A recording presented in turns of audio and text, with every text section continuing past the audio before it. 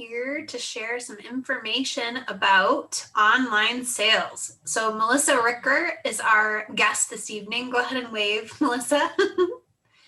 You can find more information about what Melissa offers at her website, melissaricker.com. She's going to kind of share with us her journey.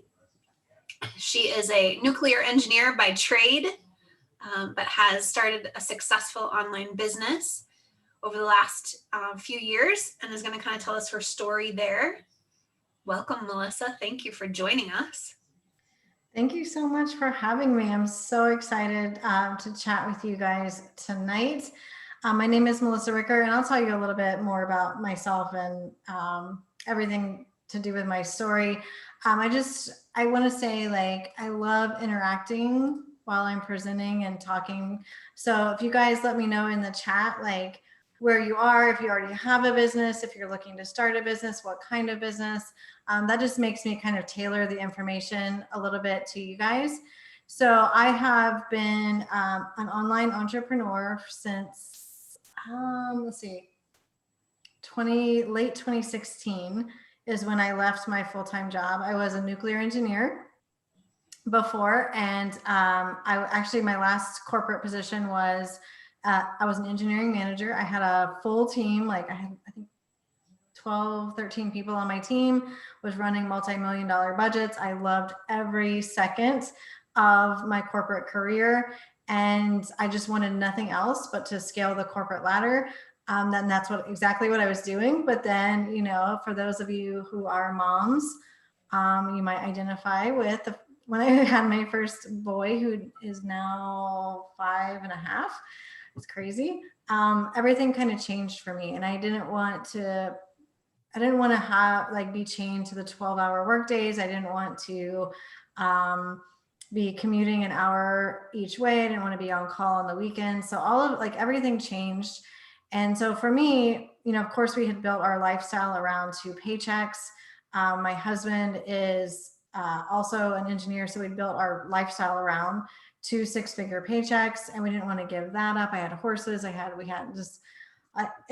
then also just part of my, and if you guys are on here and you're interested in being business owners, or you're already business owners, you probably share the same kind of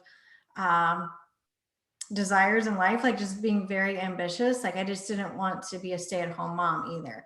And so I wanted to find, the word balance gets thrown around a lot, and I don't really like the word, but I wanted that. I wanted to have both the success that I'd always had in my corporate career, the paycheck, but also the freedom to actually be at home with my babies. And I always kind of tell this story because it just means so much to me. Is like, I remember the day that I decided to be an entrepreneur, and it was the day that I came home from work. It was a long day because I did go back to work after I had my baby, and I would go and I'd watch like the baby monitor all day, or the camera, the security camera in the house. And the day I came home was a Friday. I'll never forget it. And I came home, it was a long day, long week. And I came home from work and just wanted nothing else but my baby. And he didn't want to come to me. He was with the nanny, and she spent a lot more time with him than I did. And, he didn't want to come to me. And that day I was like, oh my gosh, I'm not going to do this anymore. This is not how my story is going to end. I had zero idea what I was doing. And 3 months later, I walked away from my corporate career that I had been building up for the last, 10 years. And so I came home and I had no idea how, but was Googling like how to make money from home, how to start your own business. And I was trying literally everything. And I tried, I have a list on my desk of the 17 different business ideas that I started and failed. And I can give more of that information if anyone has any questions as we go. But then after I made a few shifts in my business, or in my mindset and focus, and my strategy, which I'm going to go over today, the exact strategy. Once I made a few shifts, I actually was able to take my business from almost nothing, like barely being able to pay the nanny, to a 7-figure business in like 7 months. And so what I want to let everyone know, no matter where they are in their stage of business, is that like it doesn't have to be so far away, these big things that we want. It's just really honing in and focusing in on one strategy and really going through the full thing, like going all in. So anyways, that's a little bit about my story. I see, so we got Yeah, we have a few people that have contributed like what they do. So Carrie Beals, health and wellness advocate. Sherry, it's Sherry, I hope I pronounced it correctly because you did the spelling. Started as a jewelry creator and then morphed into heat pressed items like t-shirts and tote bags. And then we have Sabrina, marketing social media for bridal designs. And then we also have a woman that's opening a children's bookstore on May 8th. That's exciting, here in Grand Rapids. Life coach for women. And then Maria is a mortgage loan officer and realtor. One thing I wanted to just go back to, I think we have a nuclear power plant here in South Haven, Michigan. So we do have one of those. Oh my goodness, it's so exciting. Just So trying to relate, like nuclear engineer is so far away from my scope of responsibility that I think there's one of those in South Haven. And so people tell me all the time, like when I go through the strategy that I now teach the strategy and I help other online entrepreneurs, mostly service-based entrepreneurs, although what I'm going to go over today really can actually cover non-service based as well, but I mostly work with service based. But most of the people that I work with, they'll tell me like, oh, I see how your engineer brain is working. I see how you break things down. Thank you so much for breaking it down. So it's funny because no matter what your strengths are, that usually comes into where your success is going to be. So for a long time, this is getting off topic, but for a long time, I totally resisted what I was really good at. And once I kind of embraced what I was good at and like allowed that to come through, like that's when things started taking off. So awesome. Thanks for sharing that. All right, go ahead and get started with your stuff. All right, so I'm going to share my screen. And if you guys have questions as we go through, just pop them in the chat and we'll answer them either as we go, or I'll definitely stay on at the end and answer. Melissa, I'll help with that chat section. I'll just be watching it, and our other board members too will help, but I'll watch it for you. And then if we have anything come up when you have a stop point, we can address it. Awesome. Okay, so today what I want to come here and talk about is how to create and sell an online course or program. That is kind of what my jam is. That's what I help other entrepreneurs do. And I'm going to be kind of walking you through how I got started with it and how now I help my clients do that as well. So I already kind of went through this, engineer by degree. I am a mom to 2 little boys. That's one of them. That's the oldest one. I've got 2 there. One is 3. That's Jackson's 5 and Wesley's 3. And I'm, my husband is watching the kids right now. So hopefully he keeps them kind of quiet, but it's always a possibility that you might hear them. But what I'm obsessed, I'm obsessed with funnels. And if you don't know what a funnel is, we can kind of talk through that, but it's really just the customer journey and how you take someone from, I don't know who you are to here, take my credit card. And I really work with service-based entrepreneurs and I help them fill those offers. A big part of what I do is I teach people leverage in their business. So if you obviously you can work one-on-one with clients, but that didn't work for me in my situation with my kids, and I didn't have 60 hours a week to work. So I actually teach courses and programs where you can sell and serve one-to-many. So that's what I'm going to be talking about today. So I'm going to go through the steps, and I've got kind of a way that I think through things. But the first step, so if you are, whether you already are trying to launch or create your business, or you already have a business and maybe you're not getting the sales or the revenue that you want to get in your business, we always bring it back to what is the problem that you're solving. And so this is really, really important. So if you're out there and you're wondering, can I have, can I actually have an online business? Can I create a course or a program? Can I sell something online? Well, the answer always comes back to, can you solve a problem that's urgent enough and, you know, commands people, like, when do people buy? When do people pull out their credit cards? It's when they have a problem and they're looking for a solution.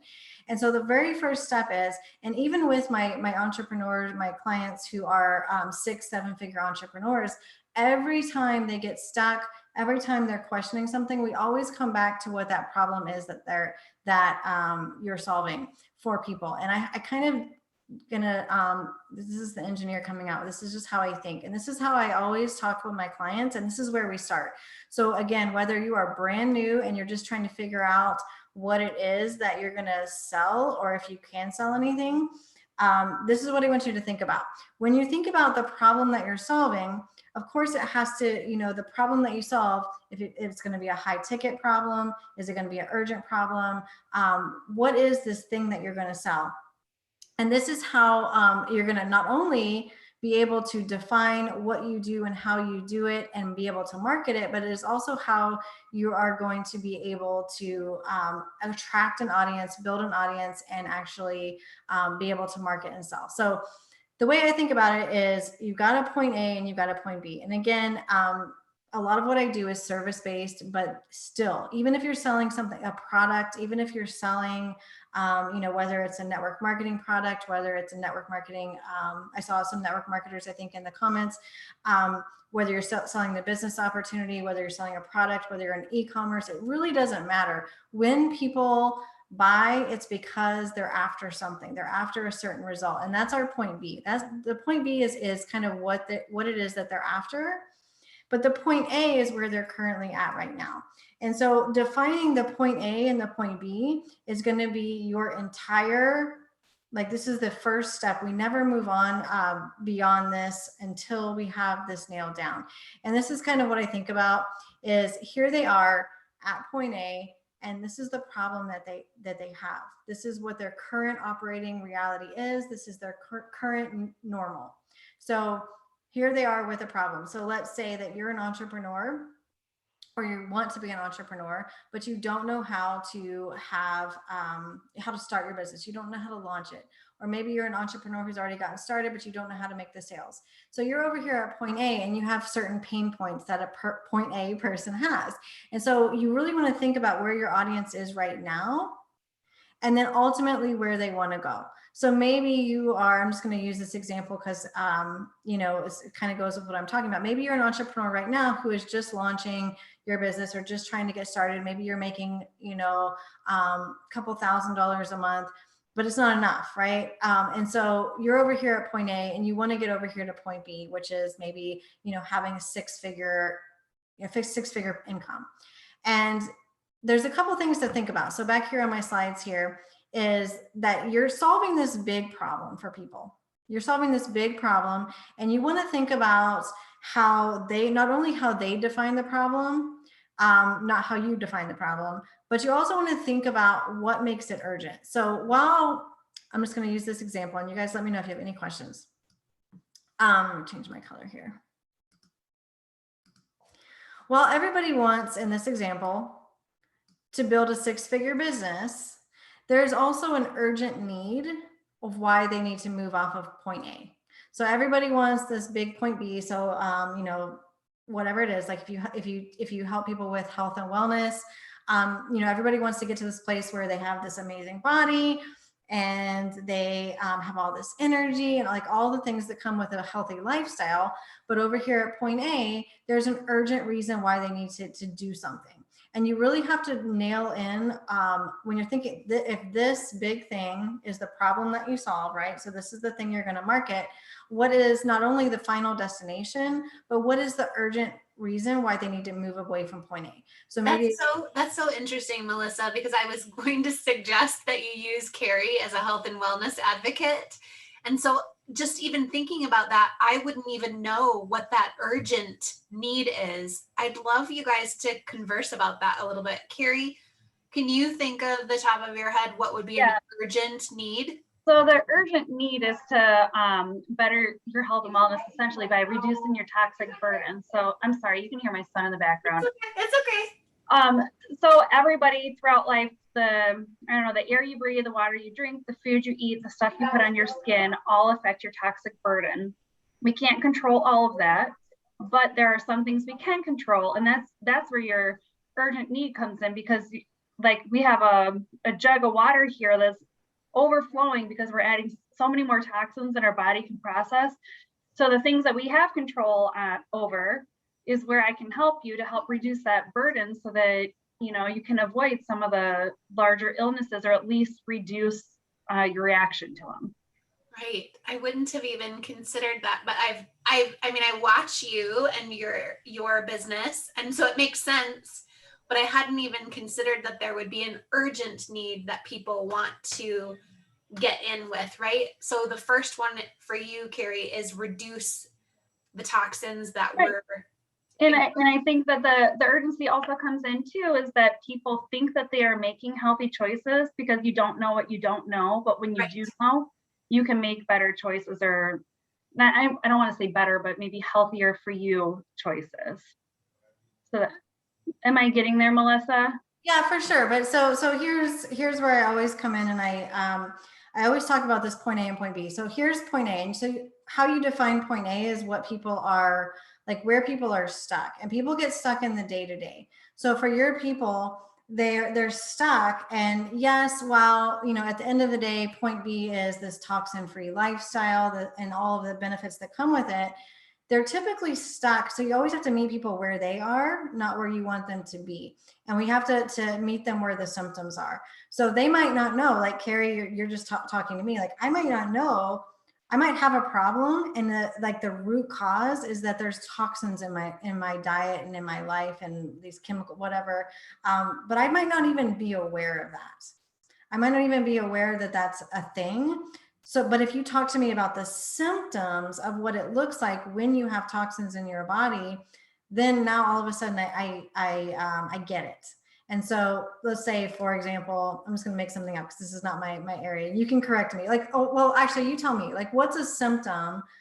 Like if I was to meet you in a coffee shop and we're just talking and just like strangers, you know, we're just met in the coffee shop, never knew each other, but I'm telling you like, blah, blah, blah, blah, blah. Here's my pain points. And then at some point you're going to look at me and you're going to say, well, Melissa, your problem is that you have all these toxins. Right. Well, that's usually where I end up meeting people, is because they come to me because they have an issue, whether they have acne, or they're overweight, or they have autoimmune issues, or they have alopecia, or their hair is thinning, or different outward appearances. Usually it's an autoimmune issue. So that's when they've already tried some things and it's not working. And the real problem that I'm addressing with them is that the products that they're using that's marketed to them as natural, pure, organic, whatever, it might be white, have a dove on it and tells you it's completely healthy, is not. And I teach them how to read their ingredient labels to make sure they're making those choices. So they're paying more money for these products that are promising that they're safe for them, when in reality they're not. So that's kind of part of my spiel, is that a lot of them don't know they have that problem, and that's the problem I'm teaching them. Absolutely. So your marketing message, your point A, is what they do know. So we want to, point A is what they do know, what they are aware of, where they're stuck. Mm-hmm. And then that's how you get them into your world. And then as you get them into your world, well, now you can use your content and your everything that you know as the expert to diagnose it. And this is where, you know, I see a lot of entrepreneurs get stuck, as they're talking diagnosis before the symptoms. So we have to think of ourselves, we have to think of it like, you know, a doctor. So if we have a headache, we go to the doctor and we say our head hurts. We don't go in there and we say, I've got an aneurysm, or I've got, you know, that's the doctor's job, is to ask us about our symptoms, which is where we are. That's what we know. And then they give us a diagnosis. So we have to be really careful with our marketing message, that we're meeting people where they are, not where we think they should be, because we're the experts and we're so good at what we do that sometimes we get stuck talking about that, and the market doesn't, like, they don't resonate with that. So there's also like a varying, like, so let me share my screen again, because this makes a difference. A problem that Carrie mentioned was acne. So an immediate need would be for that client. Are you frustrated that you haven't found the solution for acne, right? Yes. So let's use that. Let's use that. So, point B for someone, they want to have radiant skin, or they just want to look good. And that's like this point B. That's this ultimate thing that they want. Of course, everybody wants to have like this amazing body with like, beautiful skin, and they want to look young and all that stuff. But the urgent need is that they want to get their face looking good. They want to get rid of, the pimples on their skin. So there's always an urgent need, why people need to move off of point A, and it's different than the ultimate thing that they want. So for example, if you want a 6-figure business, your urgent need might be that you need to make enough money to cover the bills, or hire your first, like you just need some sales coming in the door. Or if you're trying to, have this amazing health, with all the things, amazing body, ripped abs, like all of that. But your urgent need is that you might need to lose 5 pounds so you fit in your jeans, or, whatever. So there's a difference between the urgent need and the ultimate thing that people want. And we have to be really clear on what both of those things are. The urgent need is what they are painfully aware of. It's typically something that is in their day to day. So for someone with acne, you want to think about what is their current reality. So when they get out of bed in the morning, they might not want to look in the mirror.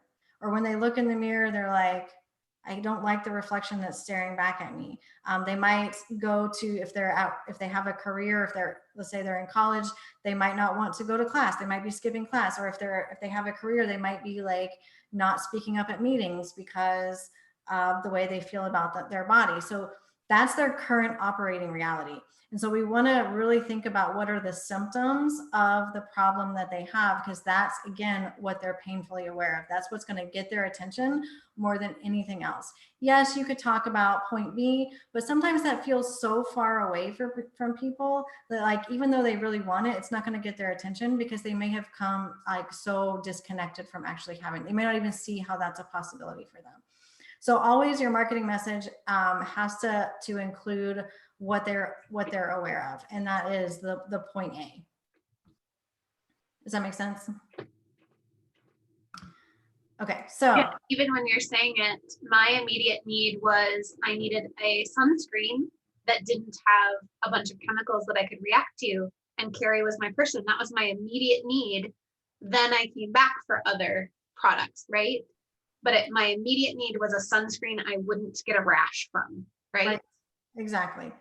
And so it's meeting people where they are, and then we bridge the gap to where they want to go. So that's the first thing, is not only where they ultimately want to go, but what is that urgent thing, the reason why they need to move away from point A. And again, like, it comes down to everything. Like, I was in Target the other day, and I was trying to buy a shirt, a new shirt. And the whole reason that I went to go buy that shirt is because I wanted a new shirt, in my instance, for going live for my upcoming launch. And so I had an urgent problem. And so even, it doesn't matter what you do, there's an urgent problem. The second piece is you want to make it very tangible. And I always use this example when I'm teaching my clients, is you want to be able to communicate what you do for people in a way that they understand and they get it.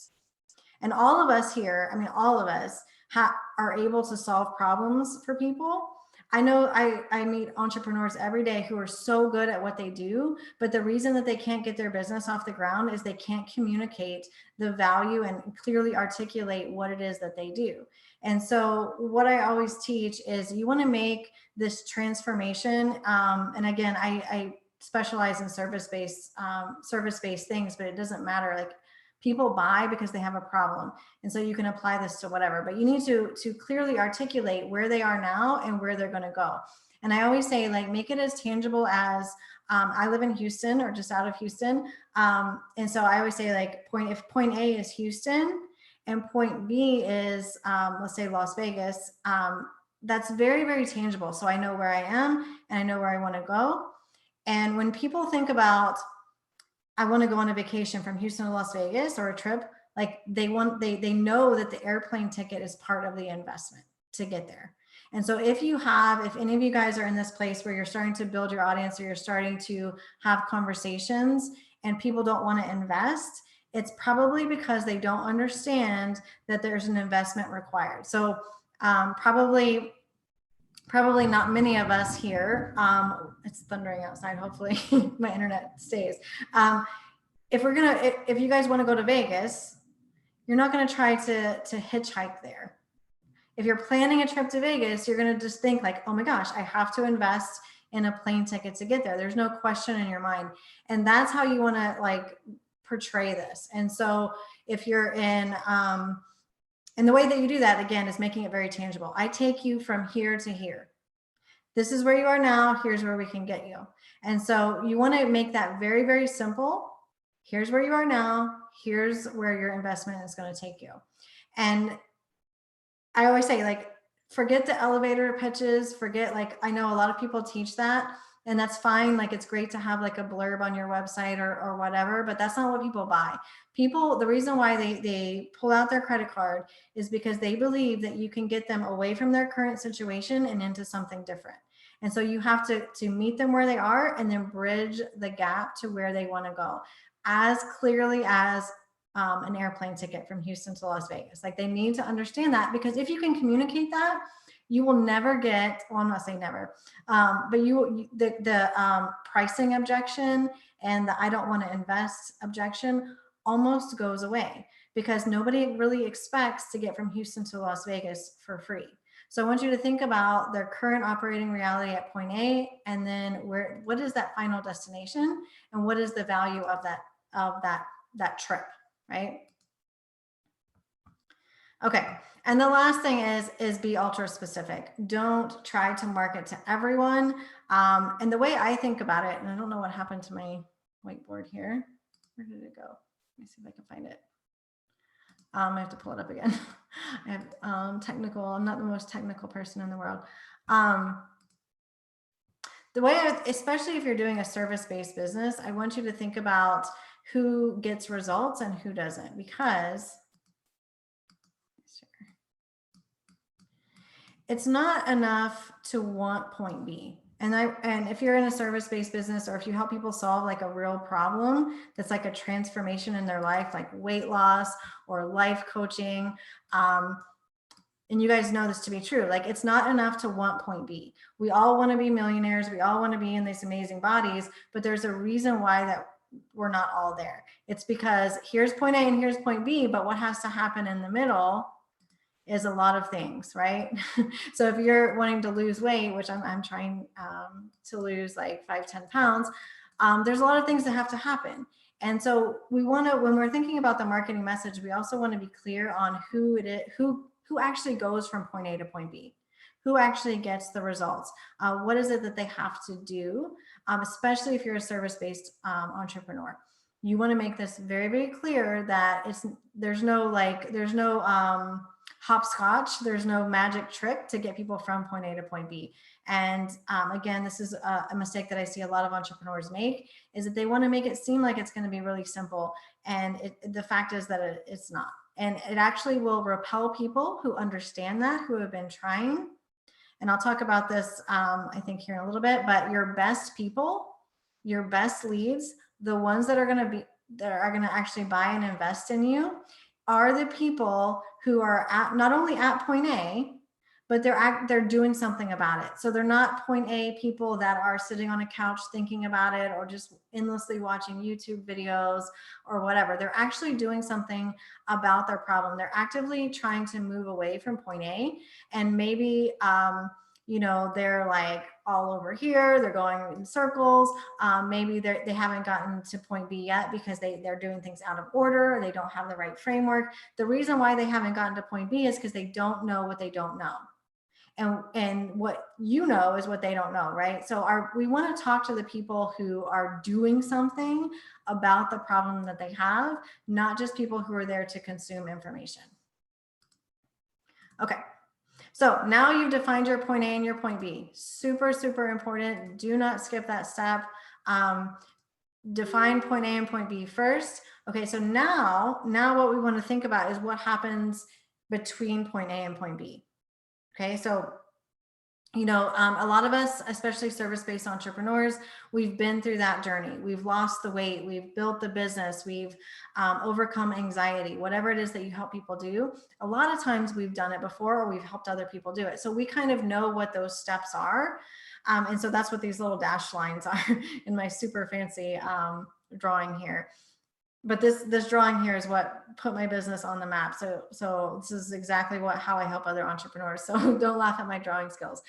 But you want to actually think about like what needs to happen. So, if I'm going to hire you today and you're going to help me lose weight, and again, I sign the contract and I give you money today, what's the very first thing that we're going to do together? What's the second thing, right? What's the third thing? And think about all of like what needs to happen between point A to point B, because that's your course, that's your framework, that's your signature method, that's your secret sauce, whatever you want to call it. That's how you're going to differentiate yourself in the market. That's how you're going to be able to talk to all these people who are like doing this over here and they're trying so hard, but they can't seem to move the needle. This is how you're going to be able to talk to those people and get their attention, because every market is saturated. So if you can tell people, well, no wonder that you haven't gotten the result yet. It's because, you missed a big step over here, or you're trying to do this step over here, but you haven't done this step. Like, that's why. And then people buy into you. They buy into what you're doing, why you're doing it, your mission and your framework, and then you've got them hooked. Okay. So you want to think about, what do they actually need to get to point B? And then you want to think about, like, of course, chronological order, I think. And I always tell people information, right? So information, a lot of times, especially when you're thinking about a course, between point A and point B is a lot of information. Like, it's knowledge. And the reason why people, like, their information is never the problem. There's so much information out there. If you were really dedicated, you could go out and find all the information that you ever need to lose weight or build a business, whatever. But the chronological order and the step-by-step is huge. That's why a lot of people, they miss the mark, because they're doing things out of order, or they don't know when they should go to the next step. And so that's what brings the value into actually buying information, is that it's made simple and chronological and makes sense, right? So think about, like, what do those steps need to be, like, in this logical pattern. I'm big on milestones, and I won't get into, because I'm already 35 minutes in, I won't get into like what milestones are, but I want you to think about what, like, so if there's all these steps, let's say you have 10 steps in your program or your course, like, what are the big milestones? What are goodness, I'm like the worst drawer ever. What are the big steps? What are those big milestones? And so, for example, if you're teaching, so what I teach is I teach people how to create offers. I teach them how to launch those offers. And so the big first milestone, so, if this step is, okay, let's get your offer structured well, let's build out your, what is the thing you're going to sell? This step might be like, how are you going to sell it? What's the content you're going to use to sell it? And then we've got a bunch of steps like build your audience, run ads, blah, blah, blah, blah, blah. But the big first milestone is actually that launch. And so as you're looking at it, like, you want to think about, what are all the steps, but what are the big milestones? I've taken so many courses, I've taken so many programs, and the only ones that ever make a difference are the ones that have those definitive milestones. Because again, this overall transformation that you're providing is this long-term, it's this big picture. And these people, they have this urgent need of why they want to move away from point A, and what's that major pain point. And so you want to make sure that you're hitting that, because otherwise you're going to lose their attention. They're not going to finish the course. They're not going to get the results. They won't give you the testimonial. So you want to think about those big milestones. The next thing is, and you guys ask questions or interrupt me whenever you want. The reason that most course creators and online, well, I'll say course creators, talking also to like programs. I'm big on programs.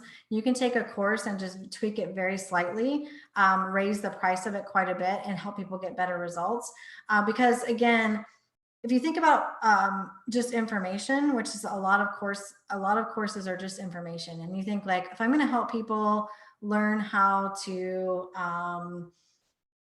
fix their cars, like tear apart the motors or whatever. And that's, I'm going to help them do that so that they can become a mechanic. So point B is this, mechanic, but point A, they don't know anything about motors. And so you can give them all this information. What happens with just information? People get lost. They get stuck. They get confused. They don't understand. If you're anything like me, you probably have a million courses that you've bought and never did anything with them. And so I want you to also think about when you're thinking about this thing that you're selling, right? The problem that you're solving and the information that comes with it, right? So if you're helping people lose weight, again, I'm just making something up. There's probably, you're gonna have to teach them nutrition, you're gonna have to teach them exercise, you're gonna have to teach them what equipment to use, like all these things, right? But there's also no shortage of information. So I want you to think mindset, skill set, and tool set. So for those of you, again, who are like network marketing, for example, why do people buy? Let's just use the example of weight loss, just because it's super simple. So why do people buy diet pills? It's because they want to lose weight. Why don't the diet pills work?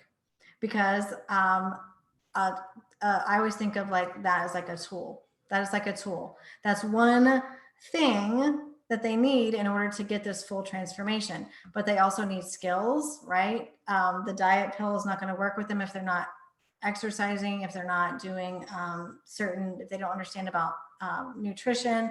And then of course there's the mindset, right? Because what happens? You wake up and you want to eat the chocolate Pop-Tart, or you want to drink wine at night. So there's like a lot of mindset that goes into it as well.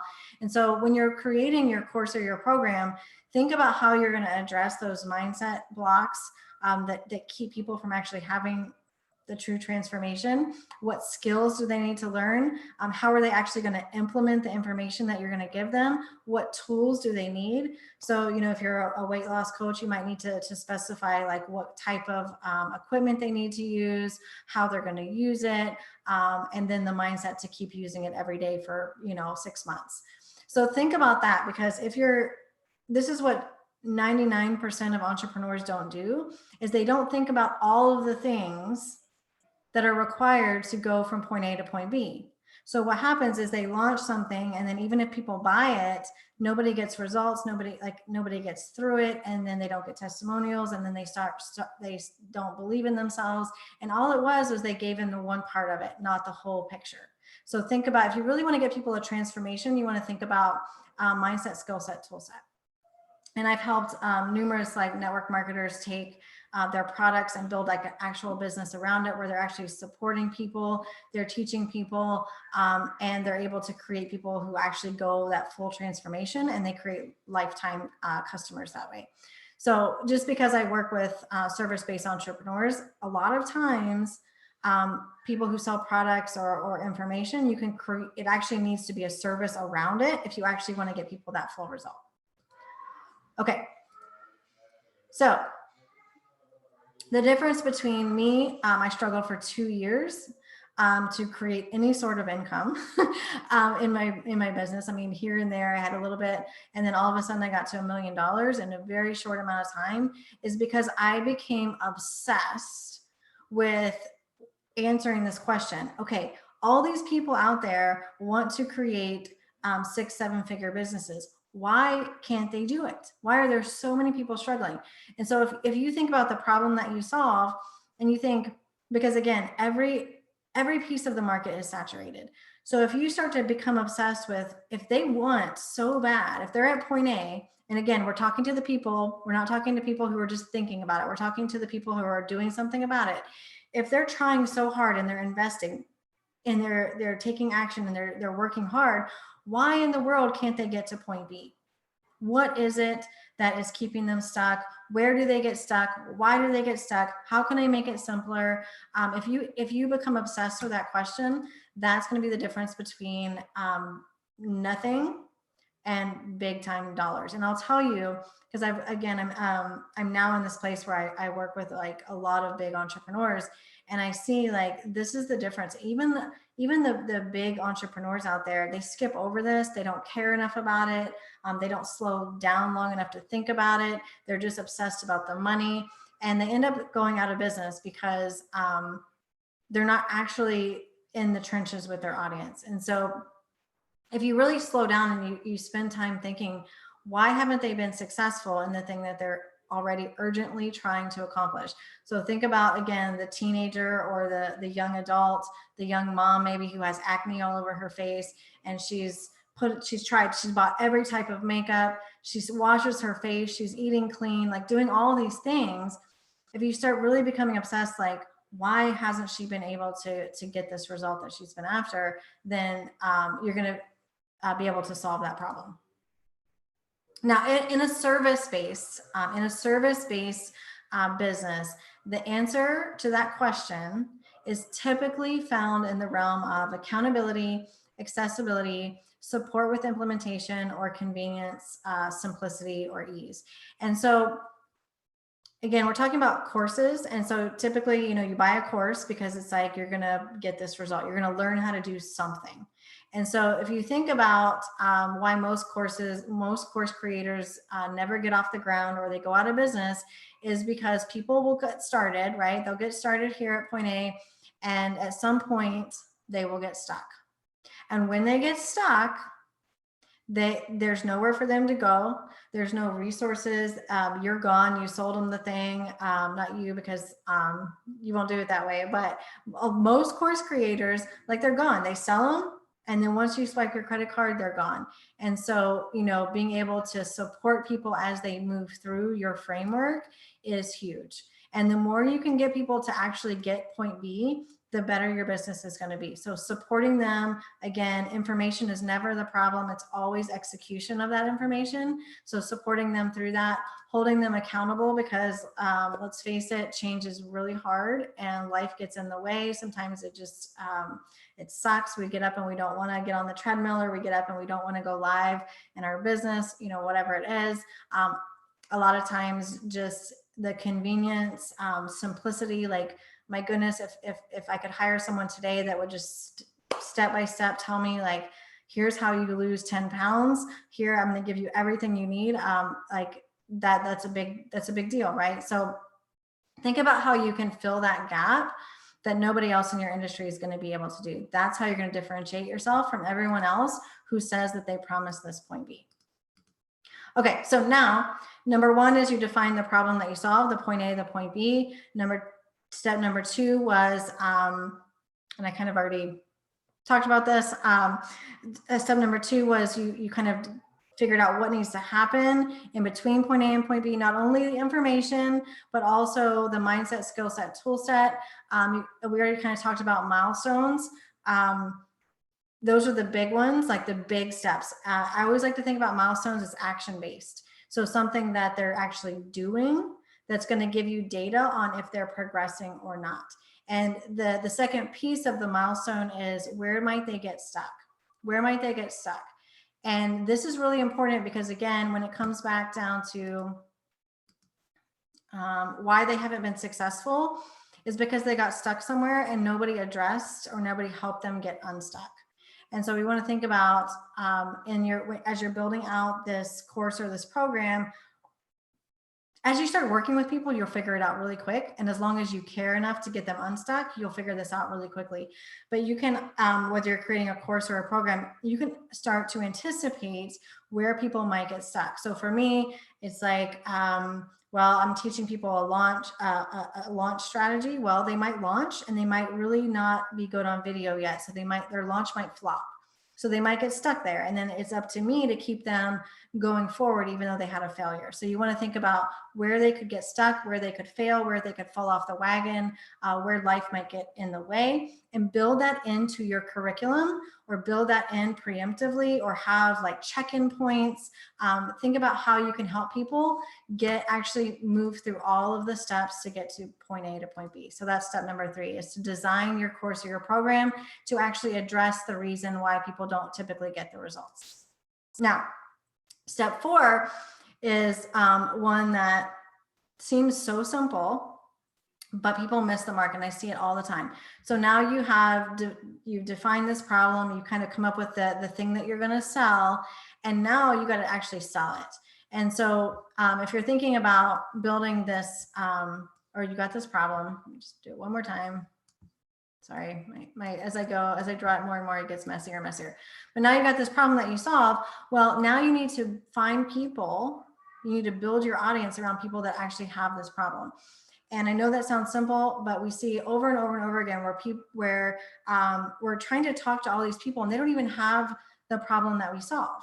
And so it would be like me going out into my neighborhood. I've got a big neighborhood here, and it'd be like me going out to my neighborhood and knocking on every single door in my neighborhood and saying, hey, do you want to start a business? Hey, do you want to start a business? You look into, and maybe out of this whole neighborhood, there's a few people that have the problem that I solve. And so that would be really inefficient use of my time. So we want to make sure that when we're building our audience, we're actually talking to the people that are at point A and they urgently want to get to point B. And how we do that is by talking, like literally the point A and the point B is your marketing message. So you want to, you don't need a large audience. Like you can I made 6 figures. I got to my 6-figure point in like a month once I zoned in on talking about the problem in this way. Like literally, if you look at my ad copy, my most effective ads are the ones that are like, is this you? Symptom, symptom, symptom. Do you want, point B, point B, point B? Raise your hand, like click the link, do whatever. And so that's how I actually talk about the problem that I solve, because then I get people in who are like, oh my gosh, that's me. Like, how did she know that was me? And I talk about the point A in the ways that we already talked about. It's urgent. It's their current operating reality. It's where they're stuck. It's their big pain points. And then I kind of talk about that, where they want to go. And they're like, yes, that's me. They raise their hand. And now I build my audience full of people who actually have the problem that I want to solve. So if we're selling weight loss, for example, we're not going to go to like the McDonald's drive-through line and try to sell it there, right? Maybe those people have the problem, but they're not actively trying to solve it. And so we want to make sure that we're hitting the urgent need, but we're also talking about that ultimate thing that they want. So Melissa, I don't have any questions in the chat, but I thought this might be a good moment to pause. And if there's any questions, then great, you get a drink of water. That's perfect.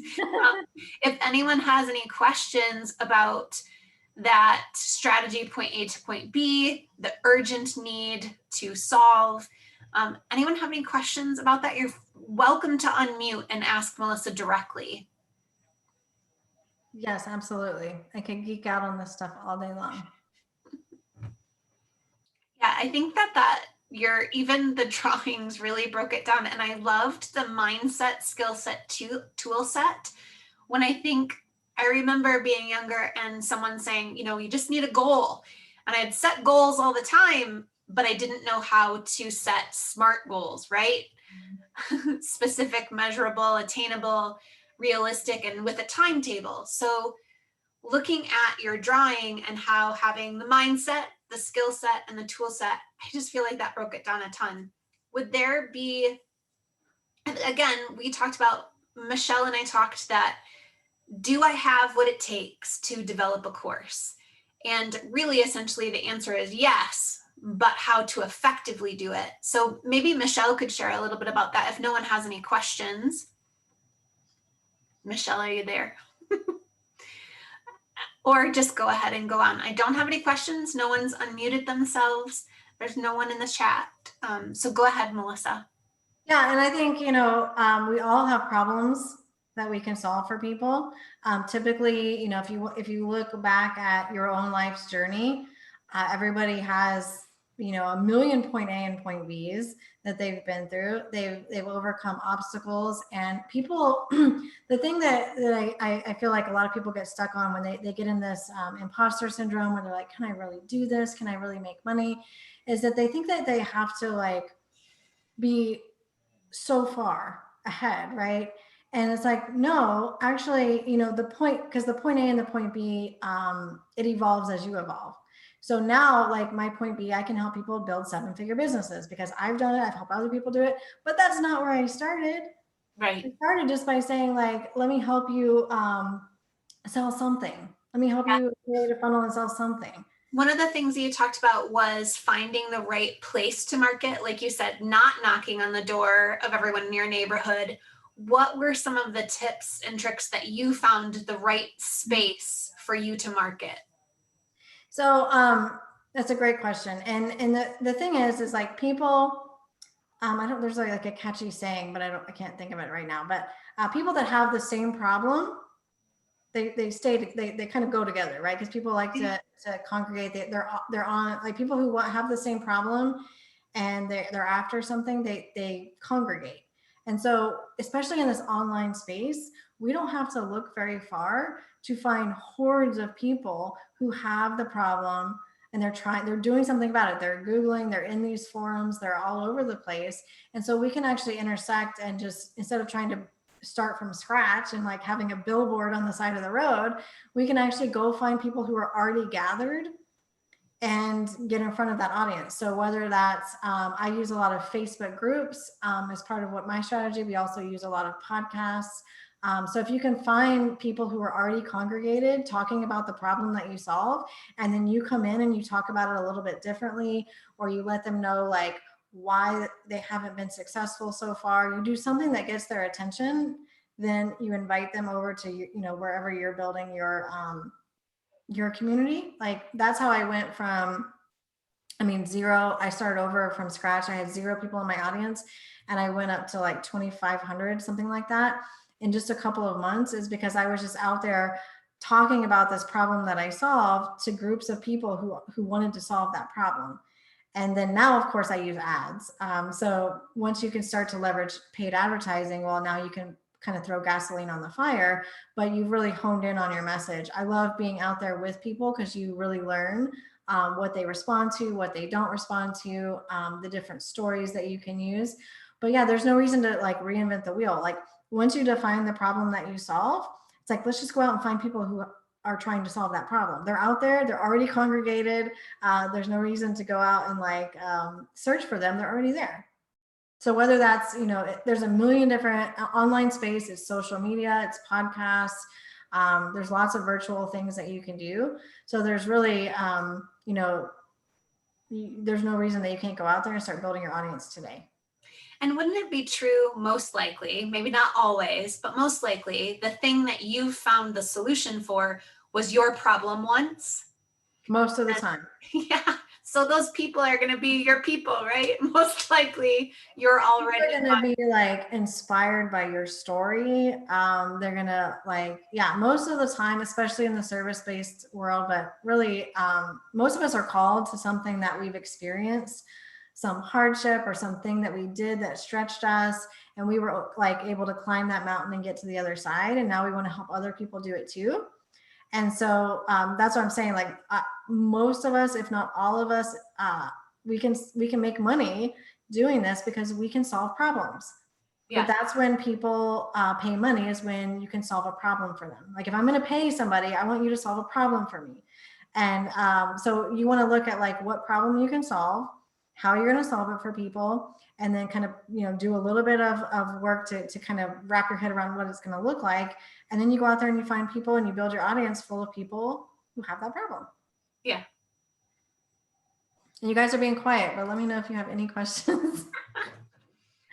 I know we have a couple of other board members. Leah is one of our, not board members, but one of our Women Who members. Leah, are you able to turn your camera on and talk to us? I was wondering, your business would be a great example as well for an immediate solve. If not, that's okay too. All right, go ahead, Melissa. Okay, I'm almost done. I know I can get to talking. Okay, so that's step number 4, is that you build your audience. Step number 5 is now you got to find something to sell them on. And in the online space specifically, we're talking about online courses and programs. It's simply going to be a piece of content. that you're gonna build up your content marketing. You're gonna get these people in. You're gonna get them to know, like, and trust you, and then you're gonna sell them into something. It's typically how it works in the online space. There are some nuances depending on what it is that you're selling. But step number 5 would be, okay, now you've got this audience who's paying attention to you. So now we want to create a piece of content that that you can use to then market your course, your program.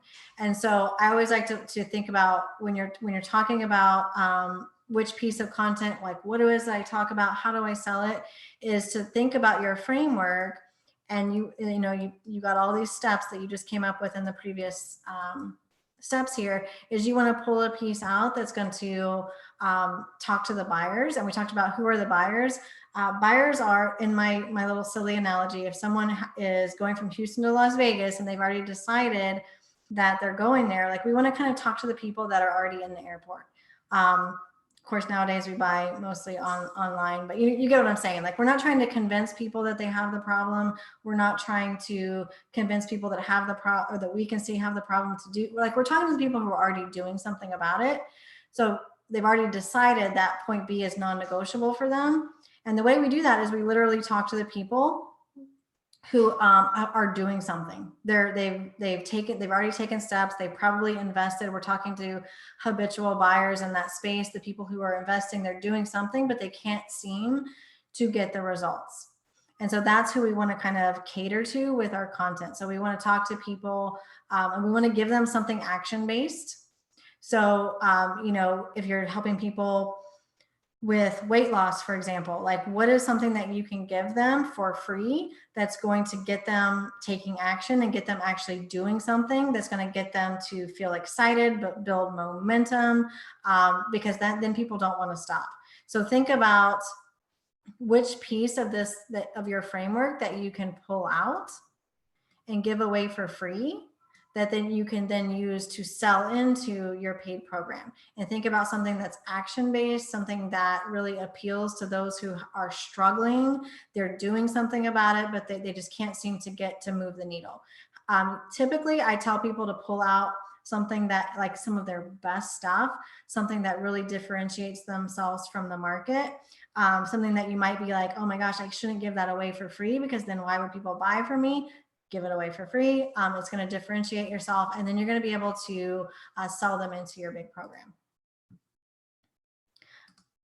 Okay, step number 6 is now, this is again my preference. You don't have to do this, but I always suggest that people who are selling courses or programs is that you run it live, because you can literally create this piece in the blue box. You can create it in an afternoon. You can come up with your point A, your point B, come up with an outline of what's going to happen between point A and point B. You can pre-sell it, and then you can actually work with people live inside of this atmosphere. And you can learn so much about being in the trenches with your people. You can call it, I really don't like the term beta, but you can call it a beta, you can call it whatever you want, but like, you're working with people and you're going to find out exactly what they need to get from point A to point B. Again, this is where so many course creators go wrong, is that they try to sit, in a silo somewhere by themselves and figure out what it actually needs, what people need to move the needle. Everybody gets stuck somewhere different. People have different skill sets. And so I always really suggest that you work with people live, you get in the trenches with them, and you're just committed. You don't have to have it all figured out.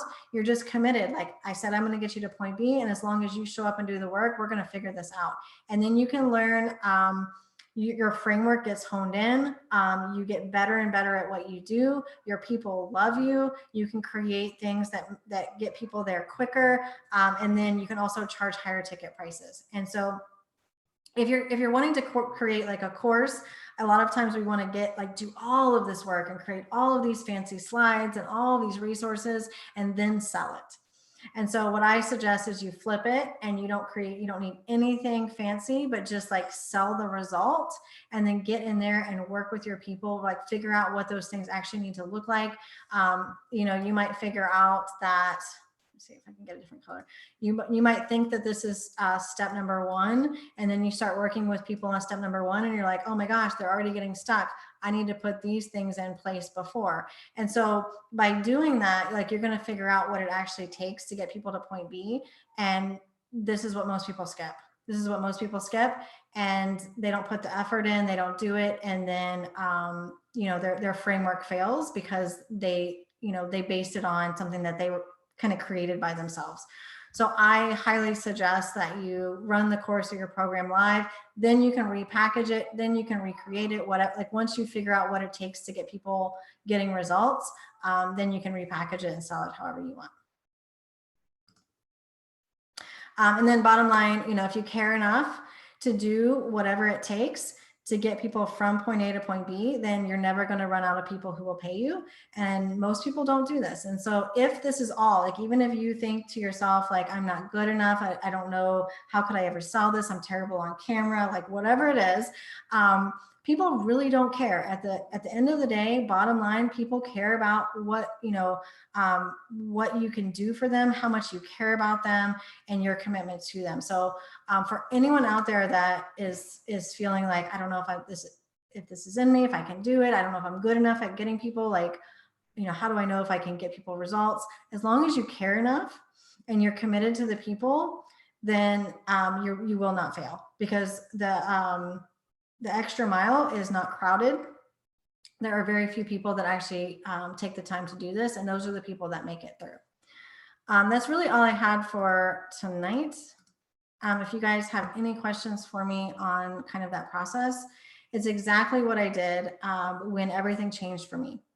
Everything changed for me when I defined my problem, got really good at talking about the point A and the point B, built the audience, and then started getting in there with my audience in the trenches and figured out how to get them those results.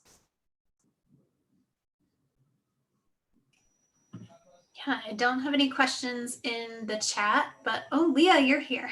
Did you want to share your? I wasn't quick enough before to pop off my mic and pop on my video. Okay, maybe I didn't give you enough time. So Melissa, this is Leah. Leah has a business, a service-based business, but you do have an online component due to COVID. So maybe Melissa, you'd be willing to kind of walk through some of those steps with her just briefly. Sure. Yeah, and I actually have a question specific to it too, is that, so I'm a personal trainer, and I work specifically with pregnant and postpartum women on training to strength train for their pregnancy, for labor, and then restoring themselves postpartum. And a lot of what I do is very individualized as a personal trainer. I mean, every woman is going to be different on their journey, but there are a lot of broad concepts that overarch all of those categories. So if I'm looking at possibly like finding a way to put this into a program, how do I do that? Even though I know that a lot of what I do is very individualized for each person. So that's a great question, and I love that question. So that's the beauty of a hybrid type program, is that it can be packaged in a way that you can take a lot of people through it, and then you help them customize the different steps. And so what that could look like is you come up with, what are those, like you said, what are those common threads? What are those common steps? And maybe you could build in some, like you obviously you've worked with people, kind of what some of those customizations might be. So there might be like a couple of different maps, like maybe someone comes in and they, if they're pregnant, they could do, I'm just making something up. Like they come in and they're already fit. So they could go down one path, and someone that, so you can maybe preemptively come up with a couple of paths. But even if you keep it broad and you're talking about like the broad things that they need to do, then if you have that information, and then if you just have even, and you can think about, this is the accessibility portion, and it varies based on everybody, but like, if someone's going to take your framework, like, so if I was pregnant and I hired you, if I was going to take your framework, where might I need to customize it? What are those kind of checkpoints that maybe you have all the information about creating again, I'm just making something up, the nutrition plan or the workout plan. And so you have all this information. And so they go do it, they take the action.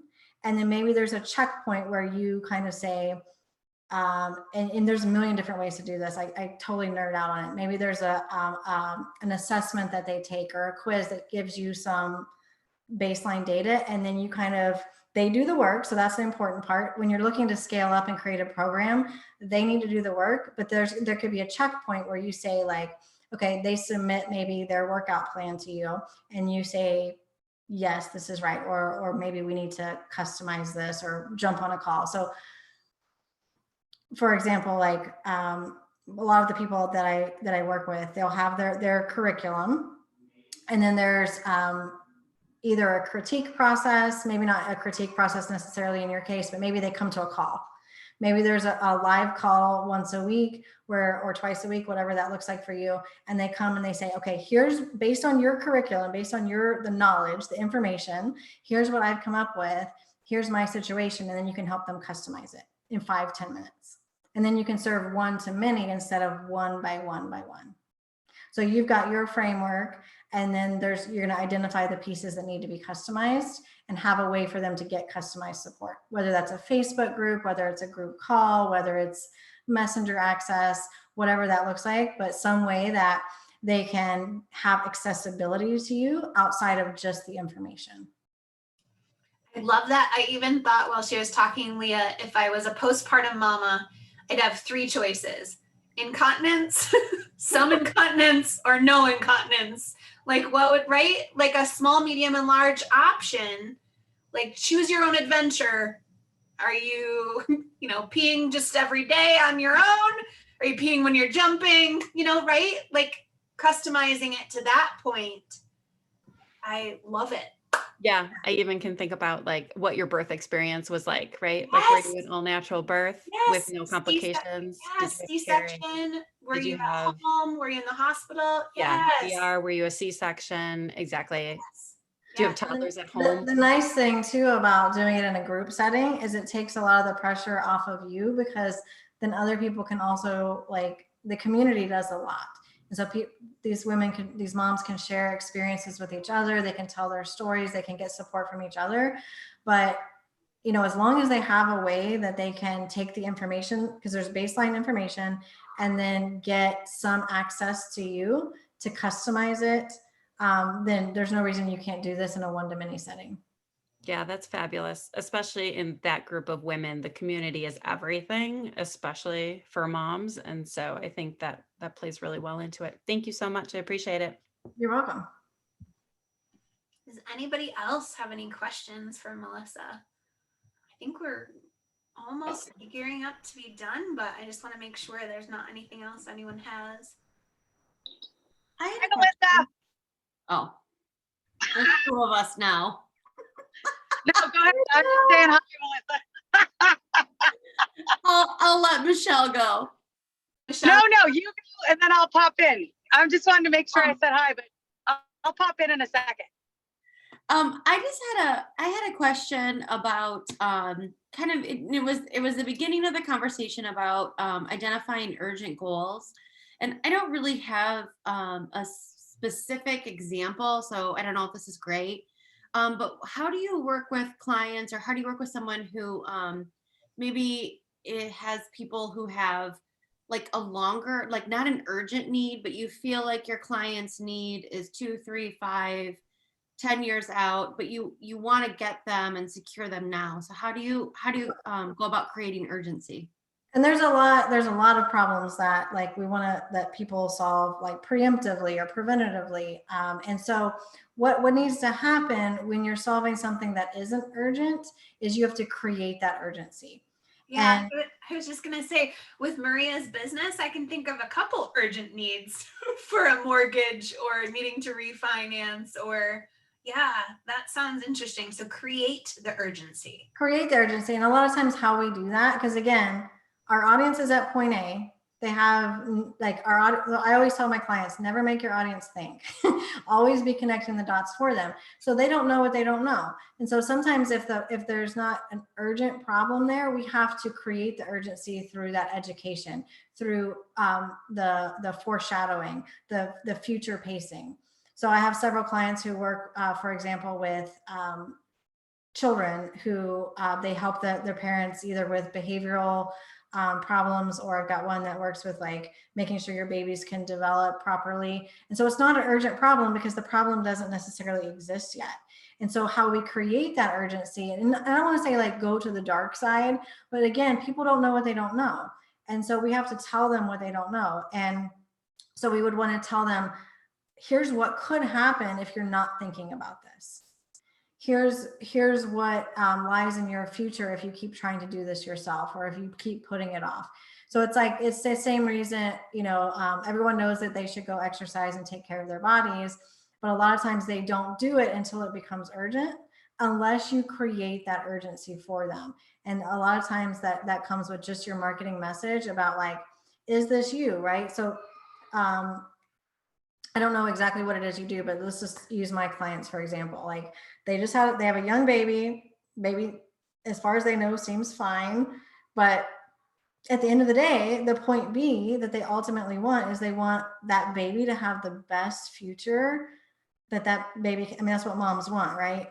And so they want that point B, but now we have to kind of create our marketing message in a way that's like, you've got this baby, everything's fine, or everything seems fine, but you don't know if this, and this. Here's what could happen if your baby gets to 6 months old and you haven't addressed this. Here's how, and tell through stories. So we're not trying to scare people, but at the same time, we're giving them information that is going to serve them, because we're letting them know what they don't know. So if you're solving a problem that doesn't feel urgent, then it's up to you to create that urgency, because otherwise people just don't buy unless you give them a reason to buy. If you don't create that urgency, they're going to keep putting it off.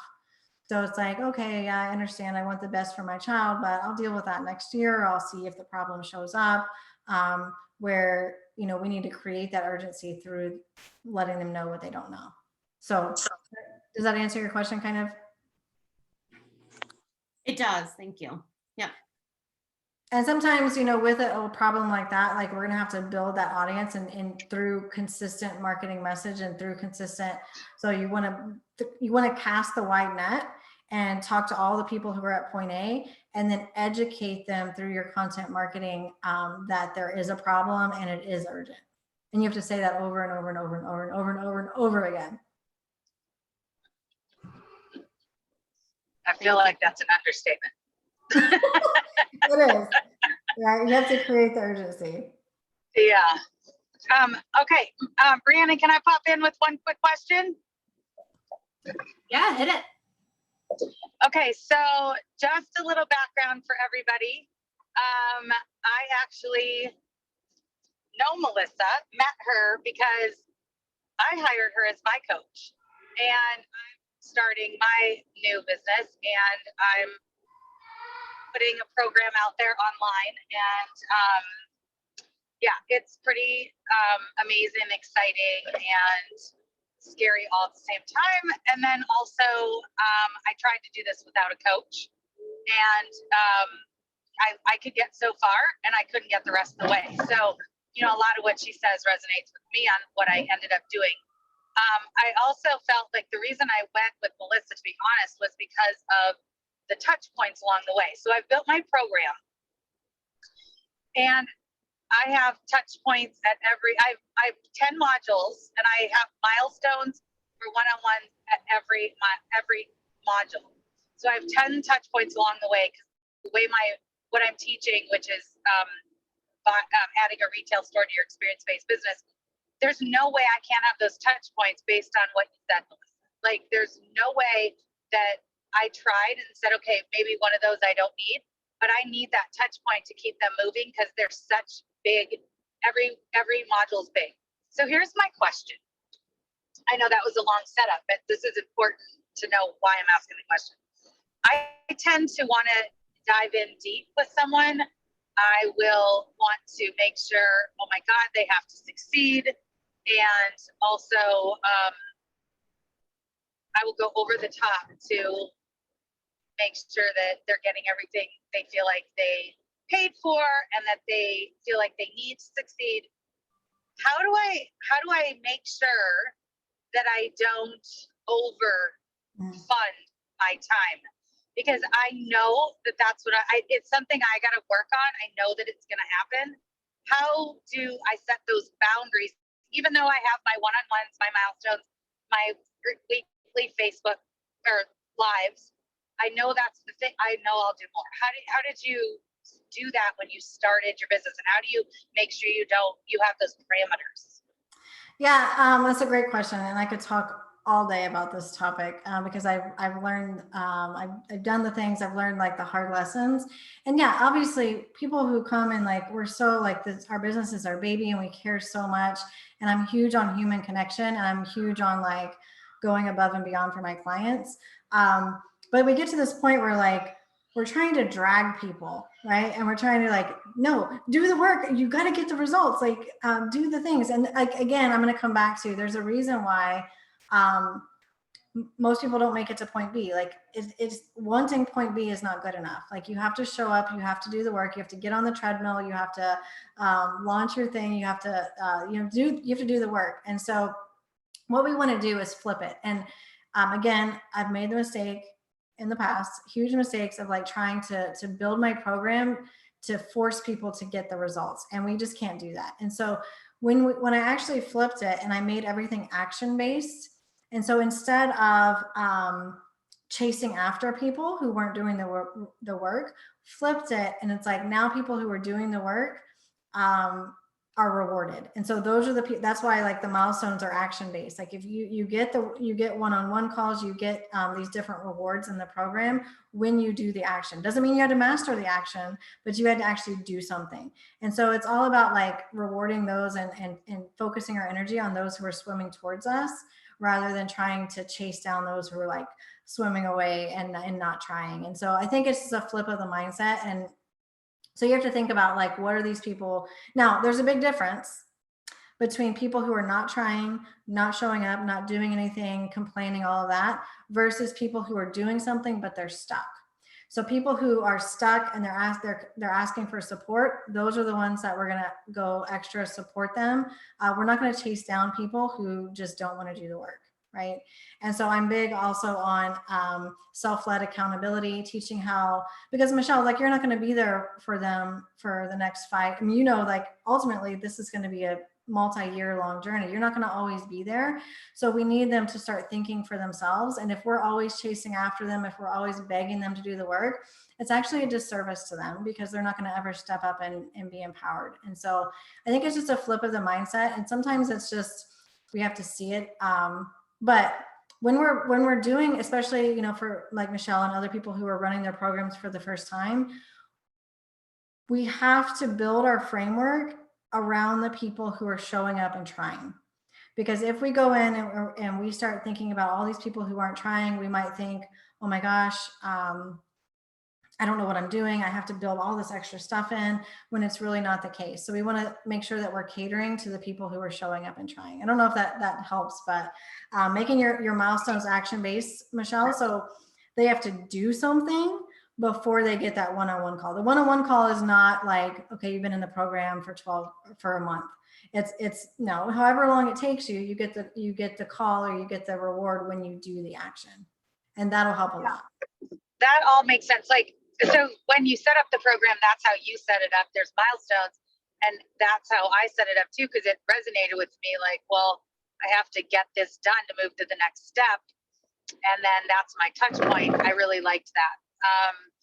I have out of the 10 modules, I have 4 one-on-ones and the rest are turn-ins. And there is a turn-in at every single point, because if they're not getting to the next, if they haven't done the next point, I know they're not going to succeed to the next point. They just won't. They'll fail, and then I'll feel really bad. So I just want them to, and I have to really focus in on not having more one-on-ones than I'm supposed to, and not adding more time than I'm supposed to, because the fact is, if they get stuck, I'm going to feel responsible So and I'm going to want to fix it. And it's just how, yeah. yeah, and so of course, you know, you're inside my program, we can talk about this. But what I want to say is like they're like leading up to a milestone, there's a bunch of things that you either have to do or make, right? So think about like those are all the things that they're making or they're creating. But there's a big, the milestones are the big things that they do. And so all of like the critique type process is what happens before the big do. So those are the things like, you know, for example, like in my program, we do critiques on their offer. We do critiques on their the launch strategy. We do critiques on the sales page, all of that. But the big action is actually launching, like actually going out there and doing something with all the things that we make. And so think about that. Like here's all these little checkpoints, but the checkpoints lead up to this big, massive action. Yeah, it's a little different for mine because they have to go to market and stuff, but I still did it the same similar way in respect to you cannot just meet with me without a big one. And I set it up 4 milestones and the rest critiques. Yeah. So, okay, well, I guess that's really, I mean, I set it up that way. I just have to adhere to my own setup. And that's going to be probably the hardest part, but I just wanted to see how you did it. And I like the idea of, I'm not going to chase them. It's their choice. Yeah. You're not, I mean, you, and sometimes, I mean, we just have to learn by doing, but like, yeah, we don't want to cater to those who aren't doing something. We want to actually spend our attention and our focus on those who are trying and doing the work. Okay. Thanks, Melissa. You're welcome. All right. Thank you so much, Melissa. I appreciate your time with us today at Women Who. Thank you for everyone that joined us. We are going to wrap it up. I really appreciate it. Again, Melissa Ricker